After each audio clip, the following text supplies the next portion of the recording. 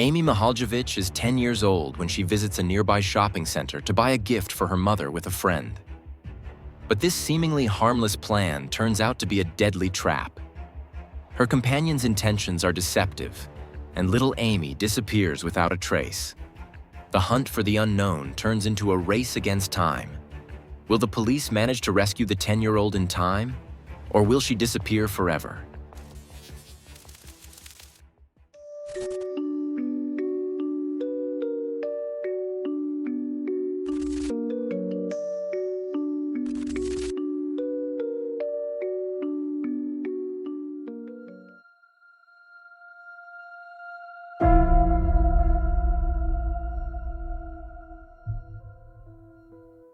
Amy Mihaljevic was born on December 10, 1978 in Little Rock, Arkansas.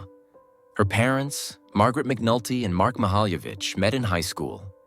Amy has a brother named Jason, who is 2 years older than her. In 1984, the family moved to the quiet suburb of Bay Village near Cleveland, Ohio. The town is considered one of the safest in the entire U.S. and is particularly popular with young families. In Bay Village, the family rented a 4-bedroom house on Linford Drive.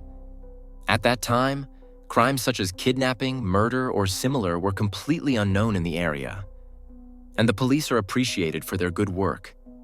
Amy is a bright 10-year-old girl who attends 5th grade at Bay Village Middle School. Her brother Jason goes to the same school and is in 7th grade. Amy is a good student and is considered very independent and an animal lover. She has a particularly close relationship with her mother. It's almost as if the two are best friends.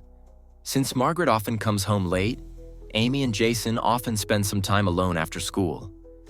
So that their mother doesn't have to worry, they always call her when they get home. For months, this arrangement works without any problems. Until October 27, 1989, when everything suddenly changes forever.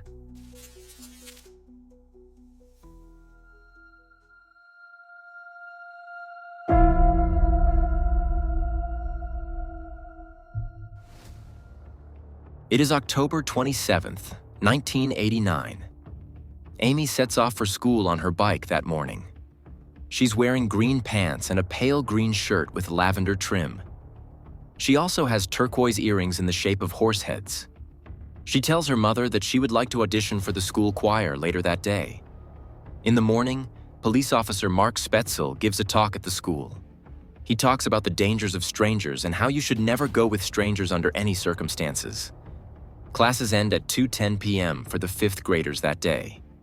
Although she came by bike in the morning, Amy now walks past her bike and turns onto Wolf Road. On the way, she meets her friend Olivia. The two sat next to each other during the police officer's lecture. Amy catches up with her and asks Olivia if she can walk with her. Olivia is surprised, as Amy never takes this route. When she asks her why, Amy replies, "I'm meeting a friend." Olivia doesn't ask any further questions, and the two walk along Wolf Road, cross a bridge, and finally arrive at Bay Village Square, a popular shopping center in the city. Here, Amy parts ways with Olivia and walks alone across the parking lot toward the Baskin-Robbins ice cream shop, which is popular with students. She sits down on a bench and seems to be waiting for someone. As Olivia continues on her way, she sees Amy spinning around and around a lamppost. When Jason calls his mother at work at 3:14 p.m., Amy is not yet home. Jason is worried, but Margaret remembers that Amy told her that morning that she wanted to audition for the choir after school. When Jason calls again at 3:30 p.m. and Amy is still not home, Margaret also begins to worry. Barely 15 minutes later, at 3:40 p.m., Margaret's phone rings again. This time, it is Amy herself. She speaks only a few brief words. She says "fine" and "yes" when her mother asks her how she is and if everything is okay. For a moment, Margaret is relieved. She believes that Amy has arrived home safely and is now waiting for her as usual. But her relief does not last long. Amy's unusual behavior during the conversation increasingly irritates Margaret. Her daughter is normally a lively, talkative 10-year-old, and she can't get her terse, toneless answers out of her head. She leaves work early and arrives home shortly after 4:30 p.m. Amy still hasn't returned. Her son is also waiting in vain for his sister. Margaret immediately drives to Bay Village Middle School. There she discovers Amy's abandoned bicycle. The school grounds are empty and Amy is nowhere to be seen. Margaret is now certain that something must have happened to her daughter, and shortly afterwards reports her missing to the police. Around 6 p.m., Amy's father, Mark Mihaljevic, comes home. He has had a long day at work at General Motors and has no idea that his daughter has disappeared. His wife and the police are already waiting for him and explain what has happened. Mark wants to take immediate action and search for his daughter himself. Together with the officers and some friends, he combs the area for the next few hours. Before the sun has completely set, a large-scale search operation begins, involving not only the police but also numerous volunteers. The Bay Village police take the case seriously right away and treat it as a possible kidnapping. Friends, neighbors, and parents of classmates ask each other questions and try to find out if anyone saw where Amy might have gone. A few hours later, the FBI is called in and searches the area together with the local police, the Highway Patrol, and the Metro Parks Rangers. Margaret's hope that Amy might have simply gone into the woods to feed the ducks or play with animals leads the search parties to nearby rivers and lakes. But Amy remains missing. Margaret sleeps in a sleeping bag next to the phone, hoping in vain for a sign of life from her daughter. The next morning, the FBI officially begins its investigation. Special Agent Dick Wren takes charge of the investigation and immediately begins systematically gathering all possible clues. While the local police continue to search the area for Amy, Wren and his colleague Tompkins go door to door in the neighborhood, questioning residents and acquaintances. In the process, they finally come across a piece of information that changes everything.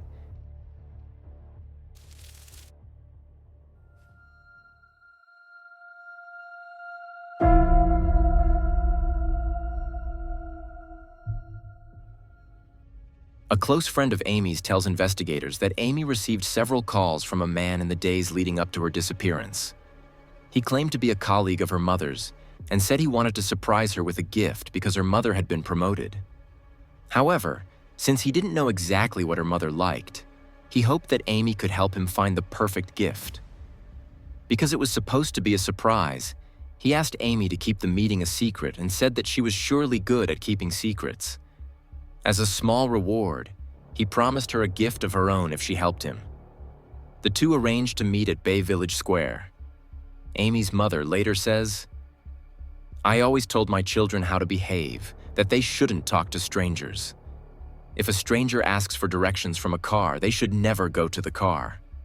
Knowing Amy, she would never have done anything without asking my permission, unless she wanted to do something good for me." Unfortunately, it was precisely this love, this trust and caring that led to her downfall. The FBI is concerned. This man seems to know details about Amy and her family that he could only know if he had been watching her for some time. He knows her address, her mother's phone number, and where she works. Margaret had in fact recently received a promotion. This means that Amy was not a random victim. Since technical capabilities were still limited in 1989, it is unfortunately not possible to find out who called Amy. While long-distance calls could have been traced, this is not possible for local calls. However, the caller must have been from the immediate vicinity. The police and the FBI now know that Amy was last seen at Bay Village Square. Within just 24 hours, investigators distribute thousands of flyers in the area and in neighboring towns. The search becomes one of the largest operations ever, bringing together countless volunteers and various authorities. Unfortunately, there are few surveillance cameras at this time, so there are no recordings of Amy and the man. However, witness interviews reveal that several people saw Amy and the unknown man together at the shopping center. He is described as tall with dark hair. Some witnesses estimate his age to be 25 to 35, others 35 to 45. One witness claims the man was wearing glasses, while another says he was not. These contradictory statements ultimately result in two composite sketches being published. Investigators suspect that the perpetrator lives alone or moves frequently and that he often changes jobs. Weeks pass, and every search for Amy remains unsuccessful. The case is widely reported in the media in the hope that someone will recognize the man and provide clues. But even Amy's 11th birthday on December 11th passes without any sign of life from her. This is a particularly difficult time for the family, and their hope fades with each passing day. It will be almost 2 months before they learn what happened to their daughter.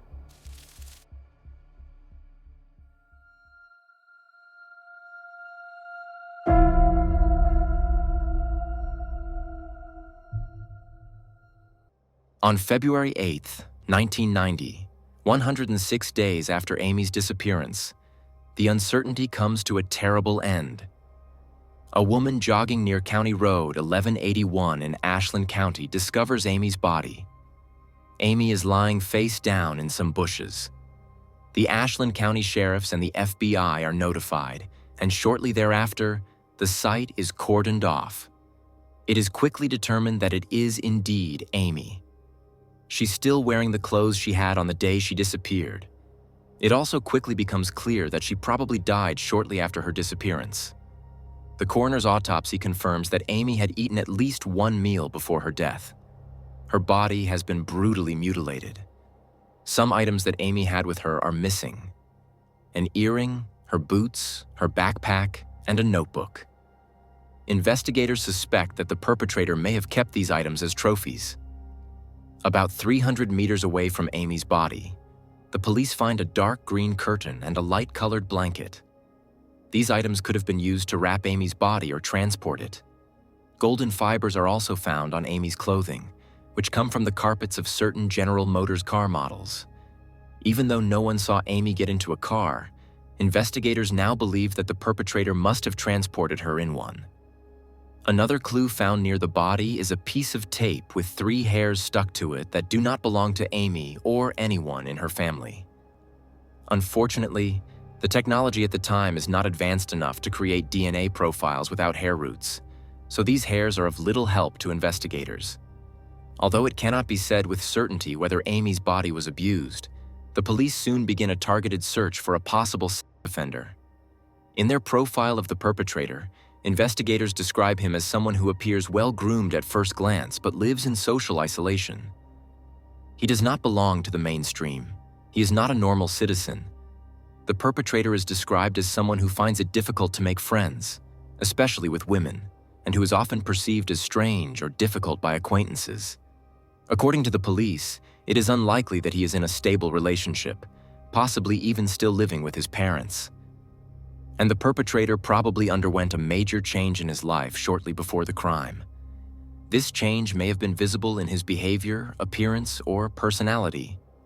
Agent Wren says he may have started drinking heavily or suddenly stopped drinking. He may also have joined a cult or a radical group. For the police, everything points to something having happened to the man in the fall of 1989 that drove him from fantasy to action. But despite intensive investigation and a detailed profile of the perpetrator, the police receive no helpful clues. In November 2006, it becomes public knowledge that more young girls have received calls similar to Amy's.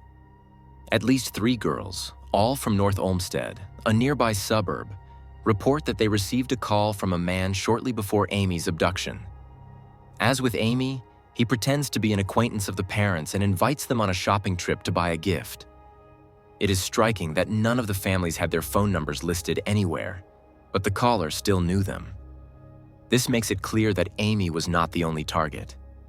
It appears to have been a calculated plan that ultimately worked with Amy. The police had known about the other calls for a long time.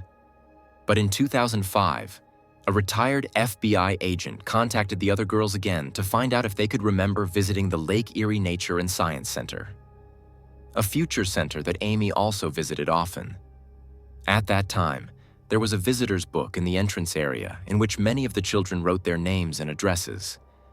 Some of the girls involved remember signing the book, which could have given the perpetrator access to their personal data. However, it remains unclear whether Amy also signed the book. In December 2006, investigators take DNA samples from several suspects. These include known sex offenders and some residents from Amy's neighborhood who are already known to the police for similar offenses. But none of these suspects appears to be the perpetrator. The list of suspects is narrowed down. Of the thousands of people on the list, fewer than 24 remain. The police are convinced that one of them is Amy's killer. Two of these suspects stand out in particular. One is a young man from Fairview Park who volunteered to help in the early search efforts. He has mental health issues and took his own life just a few months after Amy's disappearance. An FBI agent sees this as a possible indication of guilt. However, a search of his home and personal belongings finds no evidence to suggest his involvement. The second suspect is an employee of the riding stable that Amy regularly visited. Despite a certain resemblance to the description of the perpetrator, he is removed from the list of suspects after lengthy surveillance and investigation. In 2019, the police re-examined the two pieces of fabric found near Amy's body, a light-colored blanket and a dark green curtain. They find traces of Amy's hair on the items, which leads investigators to believe that her body was wrapped in them. But they also find hair from Jake, the family dog. Either Amy had this hair on her clothes, or the items came from the family home. Amy's mother thinks it's entirely possible that the two items came from her house, but she can't figure out how they were stolen. In any case, Amy left the house without these items on the day she disappeared. Just when the investigators and Amy's family were no longer expecting a breakthrough, a decisive turn of events occurred in January 2019.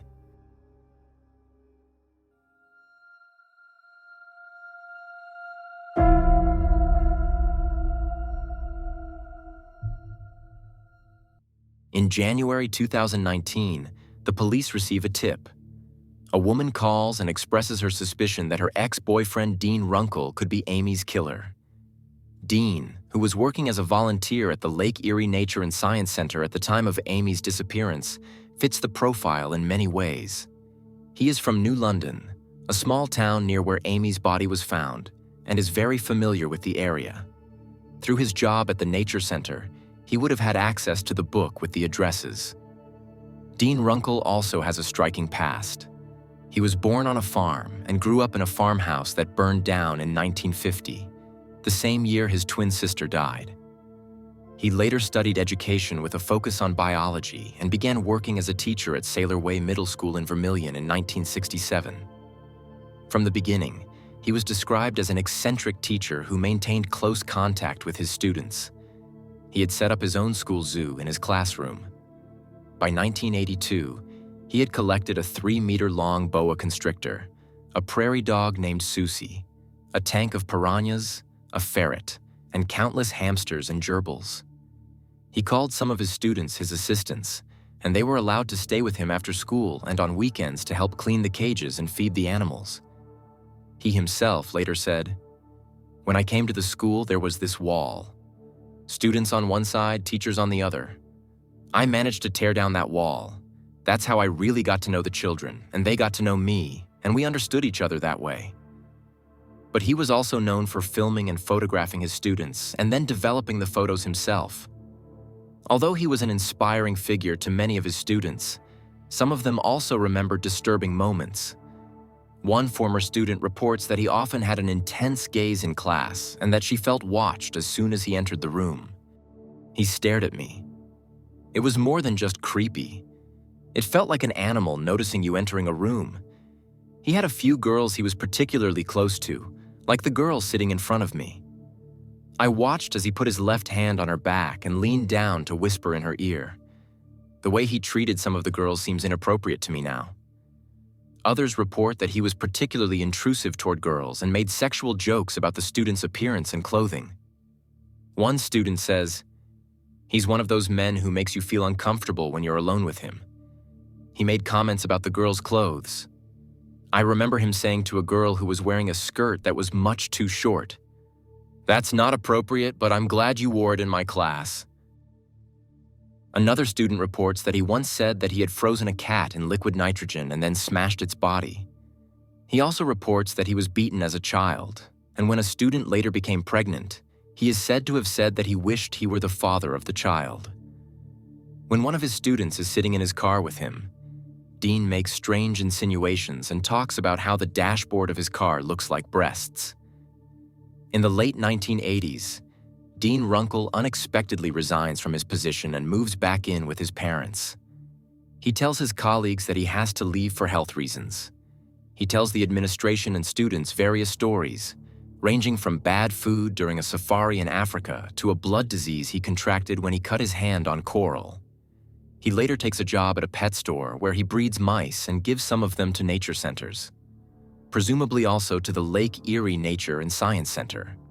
Dean Runkle later returns to teaching, sets up another zoo in his classroom, and invites children to help him after school. In 2003, he finally resigns again and leaves his position without explanation. He doesn't even apply for his pension and retires completely. Several students later stated that they had been questioned by the school administration about Dean's behavior. However, nothing was noted about his actions in his personnel file. Dean Runkle's ex-girlfriend, who reported to the police in 2019, said that she and Dean lived only about 2 kilometers from the scene of the crime at the time of Amy's disappearance. On the night of Amy's abduction, he behaved strangely. He simply did not come home and called her at 10 p.m. to ask if she had heard about Amy Mihaljevic's disappearance and if there was any news. But at that point, Amy's disappearance had not yet been made public. The news only became public about an hour later. The girlfriend also reports that she and Dean had been to Ashland County several times. This is the area where Amy's body was later found and where Dean grew up. In addition to these statements, there is further evidence pointing to Dean Runkle as the perpetrator. Not only does he bear a striking resemblance to the police sketch, but he was also driving a Golden Grand Prix at the time, whose standard interior fabrics and carpets match the fibers later found on Amy's clothing.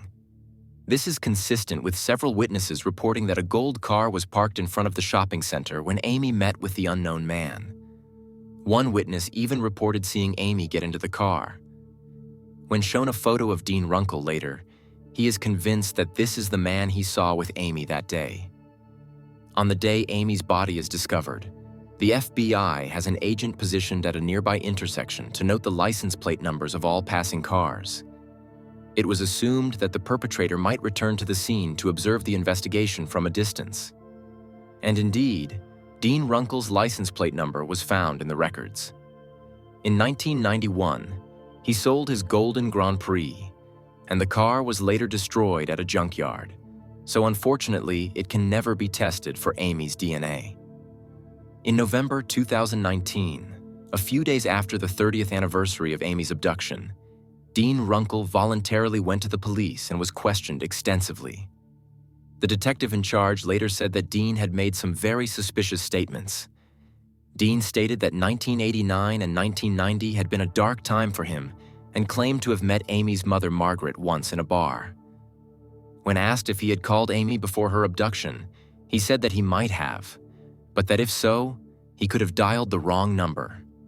However, he also said that he might have confused Amy's voice on the phone with her mother's. This is a rather implausible statement because the voice of a 10-year-old is difficult to confuse with that of an adult woman. When asked if Amy had ever been in his car, he initially replied, "I don't think so."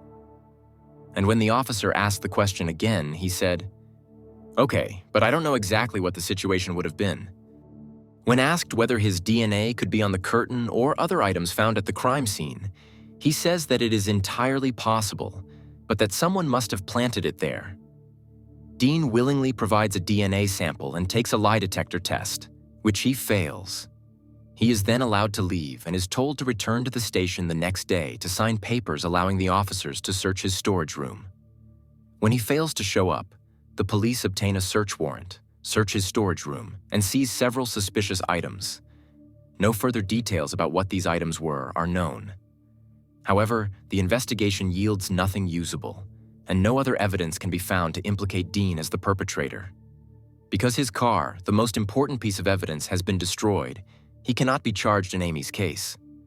The police also questioned the other girls who also received calls and were at the Natural History Center as children. But none of them recognized Dean. Ultimately, the police have to admit defeat. They lack the evidence to convict and arrest Dean. Runkle now lives in Florida and works in a restaurant. He is homeless, but owns a cell phone and rents a storage unit.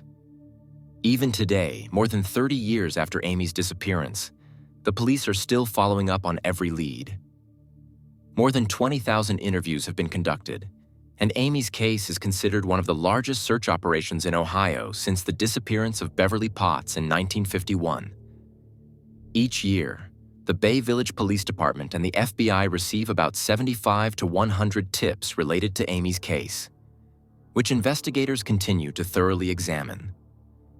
In the last 2 years alone, the police department has invested $75,000 in advanced DNA testing, in which investigators have high hopes. Detective Jay Ellish of the Bay Village Police Department says of Amy's case, "We are using the scientific approach more than ever today because DNA technology is constantly evolving. However, since most of the evidence is now very old, it is not so easy to find usable traces. Nevertheless, the police are not giving up and are continuing their investigations tirelessly." Mark Spetzel, the lead investigator, says, "It's a very active case. We continue to receive 5 to 6 calls per month." The mayor of Bay Village also emphasizes that no one will give up. "From the day she was found, we started looking for Amy's killer, and we haven't stopped. And we won't stop." Amy's mother concludes by saying, "Why Amy? Why us? Why? There is no answer. And I have come to terms with the fact that there is no answer. I just want to ask that anyone who has any idea or suspicion, any tiny doubt, to report it to the authorities. It's not about punishment. It's about the fact that this man is still out there and poses a terrible danger to children. Please come forward. A small piece of information. The police and the FBI have many leads. They just need one thing to tie them all together. The lives of Amy's parents, Margaret and Mark, have never been the same. Less than 2 years after Amy's death, they divorced. Margaret confirms that Amy's disappearance contributed to this, but that they remain on good terms. Mark sits silently beside her, placing a hand on her arm. He later remarries, while Margaret remains alone. Until her death in 2001, she remains tireless in her efforts to help missing youth. In response to her daughter's disappearance, she founded the Community Fund for Assisting Missing Youth to educate children and young people about the dangers of interacting with strangers. But Amy's disappearance remains unsolved, and Margaret dies at the age of 54 from complications of lupus and alcohol addiction, without ever knowing what happened to her daughter. And that brings us to the end of today's video. I find it particularly sad that on the day she disappeared, Amy had heard a lecture at school about not trusting strangers and not going with them. Her killer must have manipulated her into trusting him and not expecting him to harm her. Do you think Dean Runkle is the perpetrator? Feel free to write your opinion in the comments. This also supports this channel. If you want to support me even more, please leave a thumbs up and subscribe. It is only through your support that I can do the work I love and provide you with videos on a regular basis. That really means a lot to me. Other than that, there's not much else to say. I wish you a good morning, afternoon, or evening, depending on when you watch the video, and hope to see you again in the next video. Until then, bye everyone.